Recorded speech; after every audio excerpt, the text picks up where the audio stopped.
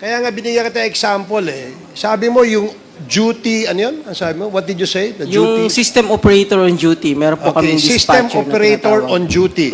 Siya ang may kapangyarihan para i-switch on or i-switch off yung power supply, correct? Yes, opo. Okay. Dahil siya on duty, tinakot ng isang terrorist group, no? Tinutukan, tinakot. Sinabi niyang patayin mo yung switch na yan. Turn it off. Can they do that? Nandun siya sa control center. That's possible. Enzo Recto, kalaban ang katiwalian at kasinungalingan, kakampi sa katotohanan at kabutihan. To continue, Mr. Chair, NGCP, nasan po ba ang switchboard ninyo? You don't know? Your Honor, it's a technical term. We have technical people here. May we ask the technical people?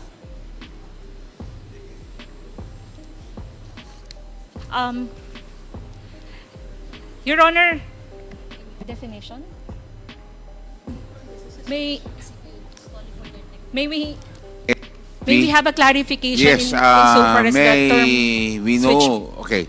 So you're calling in the technical people to help out. Can we have their names and what position do they occupy in the organization?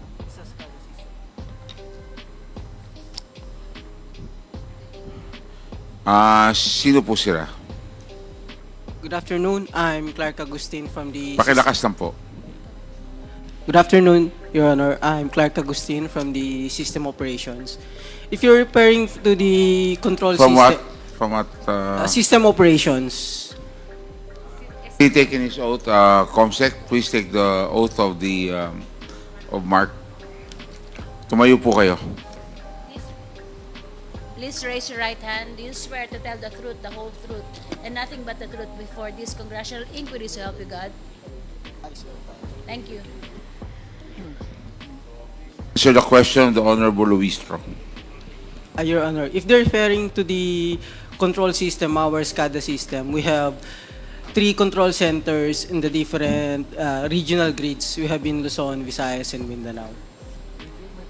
How many switchboard or control system do you have? 1 for each region, ma'am. One for Actually, each region. We have 3 control What centers. controls the switch or the control system per region? Meron ka pa bang main control that controls all the switch and the control system of all these regions? I believe yes. Yes, ma'am. We have the control center for each region, and then we have substations for the equipment level control. For the system level control, we use the control centers using our SCADA system. Where is the system control? From the control center, ma'am. Where is the control center? For Luzon, we have here in Diliman. For Visayas in Banilad, and in Mindanao in Cagayan de Oro. These control systems which you mentioned, they have the capacity to cause the blackout of electricity. Am I correct? Not to cause a blackout, but to control our transmission assets. And If I want to substations. turn off the electricity, I just need to switch off the control system. Am I correct? 1 by 1 per equipment. You One can do by that. one. Yes, ma'am. We can control it remotely. So, kanina you mentioned about the main control. How many main controls do you have? We have a control center monitoring and controlling different equipment of the grid. How many main controls do you have? So we have a system, pag-control po ma'am, not necessarily, as I get from your question, isang button, wala po siyang ganon. So kasi different parts po ng grid, different assets, different control. So if you want to operate a certain circuit breaker, kailangan mong operate that specific breaker. But at A specific least feeder, yeah. if I turn off one of those, did you say assets? Yeah. of that control system, then the electricity will not work anymore. If I turn off one of the several assets of the main control system, electricity will not work anymore. If you intentionally isolate a specific area, that specific area will not have electricity, will not have supply of power for that specific area associated to that equipment. To simplify, Mr. Chair, that main control that you are talking about is responsible to make the electricity available or otherwise. Yes, ma'am. Okay. So, you said that you have main control in Luzon, in Visayas, and Mindanao. My next question is, what is this operational computer in Nanjing? I'm not aware of that, ma'am. Operational. Operational computer in Nanjing. Nanjing, China, I believe. I'm not aware of that, ma'am. Well, based on reports, there is such a thing as operational computer in Nanjing, which is connected to the server in the Philippines that can control the availability of electricity in the country. Can you comment on this? I'm not aware of that. Is Control, it yeah. possible that this information is exclusive to the Chinese counterparts and not shared to the Filipino counterparts? Based on our configurations of our control center, this cannot be controlled remotely through overseas, not even here, yes, here in the... What is your basis for saying that it cannot be controlled remotely? Are you that expert? Based on my experience and my knowledge, our SCADA system is actually isolated, ma'am. It's not connected in the internet, so you cannot easily control it remotely. Without Based on the design and the architecture. I understand. With all due respect, but considering that our IT infrastructure, tama ba, is provided by the Chinese counterpart, or should I say, a Chinese corporation, I humbly submit that no matter how knowledgeable Filipino citizens are, the one who created the system know more and know better than the one operating the same. As a general statement, do you agree? No, ma'am. Ibig sabihin mo, you're the one using the system of China, mas marami kang alam kesa nag-create ng system? No, ma'am. As I've said... This is a based- general statement, NGCP. It is not my intention to undermine the technical know-how of people from the NGCP, but logically speaking, ang sabi, the creature cannot become higher than its creator. I believe that the one who created knows more and knows better about the system than the one using the system. Do you agree? I disagree, ma'am. Say, for example, baba, meron akong laptop, computer. It's made in the US or in China. That does not mean the manufacturer can remotely use my device. Kung analogy po, ma'am, ang pinag-uusapan.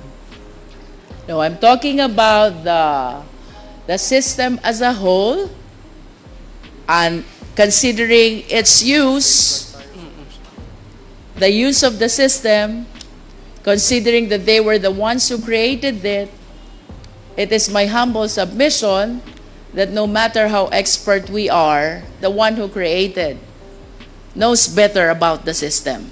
That is a manifestation. We respect your position.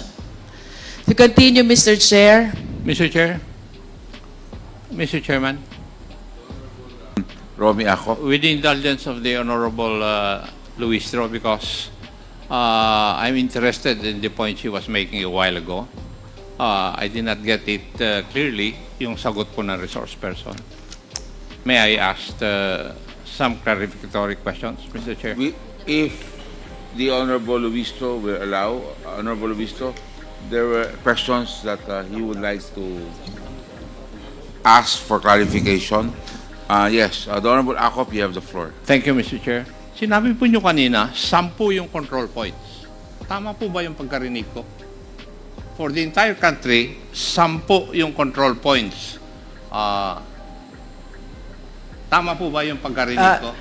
Sir, hindi 10 as in 10? Yes. Hindi 10. po. Hindi po. We have three control centers, one for each region. One for each. One for Luzon, Visayas, and Mindanao. And walang central control point to control the 3 control points. Meron po kaming convergence point, yung central grid operations, pero it's just monitoring the interchange points. Yeah, but Wala po. For each region, you're correct, sir. so if you decide to cut off the power for the entire country, wala po yun. Wala po. Wala po. So it's for the 3 control points. Yes, Kung sir. gusto nyong patayin ang power sa Visayas, po pwede. Yes, sir. Using the control center, one Yes. by one, you turn off the circuit breakers. So you isolate walang the plants. central control point to control yung 3 control points. Yes, sir. If you're referring to central control point as a single control, single button, wala pong ganun. Thank you. Thank you, Mr. Chair. The Honorable Acop. Thank you. So, the Honorable Jinky Luistro, you still have the floor. Mr. Chair, just a interjection. With the indulgence of Congresswoman Yes, Luistro, yes, agreed. na medyo nakiliti lang ako dun sa tanong ni Congressman Acop. If I may ask, this is a technical question. Kasi kanina ang sagot, walang central control system, no, to turn off, let's say, the whole power system of the country, correct? Sir, we have a control center pero walang single button to turn It off. Okay. Yes. Now, can anyone just turn it off like that? Anong proseso pag turn off niyan? Sinong may approval? Yun. We have on-duty system operators. So yung duty lang ang nando doon. Halimbawa, yung naka-on duty, kinurap nung isang kalaban ng bansa at sinabing patayin mo lahat nung yung area ng kuryente nung area yon. Can they do that? What do you mean by corrupt? In-instructan? Oh, in-instruct. Oh. They should not follow. Huh? It's not part of their duty, sir. No. What was that again? Hindi. Ibig sabihin, sir, how could they do that? Why would they follow the instruction of other people No, from other countries? in simple analogy, ganito lang yan. Ano? Sabi mo kasi, it can just be turned off just like that. Yes, sir. Diba? Now, ang tanong ko, sino ang pwedeng magsabi i-turn off yan? At kung merong ganyang order, ano yung procedure o yung proseso para i-turn off yan? Yes, sir. We have procedures on how we operate our equipment and especially the grid. May mga responsibility po yung system operator as outlined dyan sa Hindi. Philippine Grid Code, and then meron kaming mga internal procedures. Okay, ganito na lang, para doon sa mga nanonood, no? Halimbawa, kaya nga binigyan kita example Sabi mo yung duty, ano yun? Ang sabi mo? What did you say? The Yung duty? system operator on duty, meron po Okay, kaming system dispatcher na operator tinatawag. on duty. Siya ang may kapangyarihan para i-switch on or i-switch off yung power supply, correct? Yes, opo. Okay. Dahil siya on duty, tinakot ng isang terrorist group, no? Tinutukan, tinakot. Sinabi niyang patayin mo yung switch na yan, turn it off. Can they do that? Hypothetical po, kung halimbawang nasakop nga, nandun siya sa control center, that's possible. Kasi ma-operate niya manually. Ano nga yung procedure pag turn off? Meron po tayong... Who decides? Is that the decision of the duty, ano yun? Duty system manager o ganyan? Yes, sir, Decision opo. lang niya yun? It's a decision based on established procedures po. May guidelines po tayo. May established procedure pala eh. Ano nga yung procedure? Ano yung procedure? Kung halimbawa po, merong maintenance, pwede niyang patayin yon. May emergency, may risk sa life, sa equipment, pwede niya pong patayin. Oh, I raised a hypothetical scenario na terrorist group came into that place. Tinakot yung operator. Sabi, patayin mo yung ano, kaya niyang gawin yon. Kaya niya po. Oh, so yun ang tinatanong namin. Yeah, if it's possible, so ibig he can do sabihin, the power to switch it on or switch it off ay nasa isang tao lang doon sa duty manager. Not necessarily isang tao, isang team. Usually po, 3 tao yung naka-duty. O isa, dalawa, tatlo, ibig sabihin nasa kamay lang nila ang desisyon. So walang security feature, wala man lamang safety measure or security measure to prevent that hypothetical scenario from happening. Is that correct?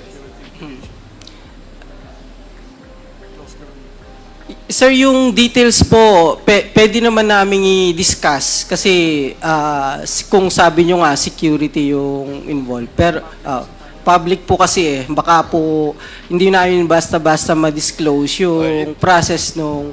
Sige, let's not go into the details. Yun lang gusto namin malaman. Kung may isang nasa kamay lang ng isa, dalawa, 3 tao pala, pwede nang i-switch yun eh. Yes, sir. Alam mo, very critical yung issue that we are discussing here because one, bukod dun sa issue that Congressman Dan Fernandez raised and the chair raised, the question that actually needs answers is who controls NGCP?